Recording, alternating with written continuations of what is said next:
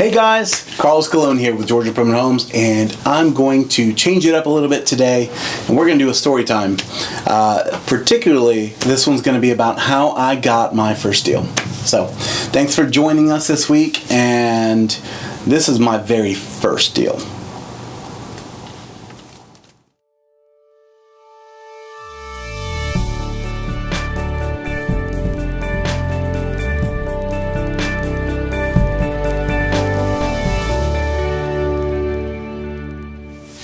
Okay.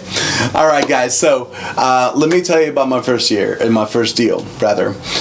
So when you first start in real estate, at least when I did with Keller Williams Realty, one of the main things that they tell you to do is reach out to your sphere.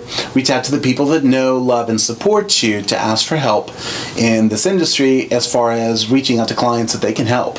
So I did just that. I did that for many, many weeks and stayed in communication well. Some of the people that actually went to college with in the past, actually one of my roommates, reached out to me and said, hey, I'm actually thinking about buying a home, and I know you were talking about this, but I want to give you a shot. And we knew each other really, really well and still do. And I think the most important part about that was I think he knows me well enough to know that no matter what it is, and even if today's day one in whatever industry it is, I work my tail off in order to learn everything I need to know about it. But there's only so much you can prepare for with that experience. So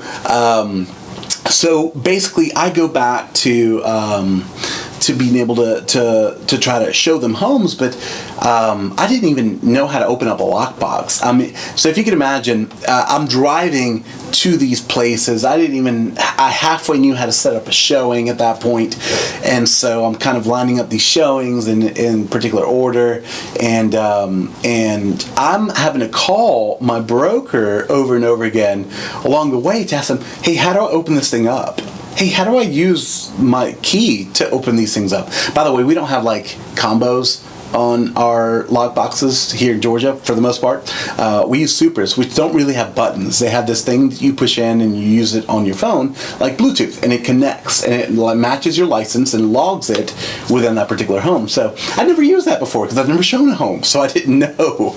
So God bless my friends, because they were patient with me throughout all this, and they may not have known that I didn't really know how to use this stuff, but I learned along the way. So we showed several homes, and I'm sitting there, and throughout all this, of course, it's not just showing. You're not just showing homes every single day. You're also lead generating, so I'm like talking to like 100 people every 1 to 2 days as well to try and line up my pipeline. And so, we walk through and get into the negotiation process. We found one, rather, that we really liked and wanted to put an offer on. And so the next step was, hey, we want to make an offer on this home. Awesome. Let me work on the paperwork when I get home, and I'll give you a call and let you know what I need. Well, I didn't know what I needed. I'd never filled out an offer, a brokerage agreement. I'd never filled out any of this stuff. So, and a lot of your first year agents, of course, are walking that same boat of not really knowing until you actually do it.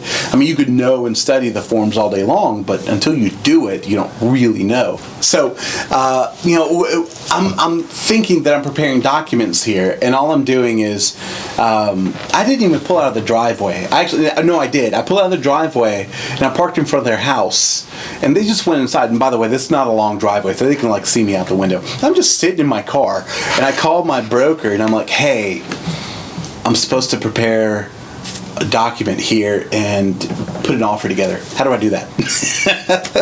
God bless her, because she was amazing enough to stay on the phone with me and walk me through it and pull up documents on my laptop and just start learning how to fill it in as I go along. And by the way, these are not short forms either. I mean, just a purchase and sale by itself with no exhibits, it's 8 pages long.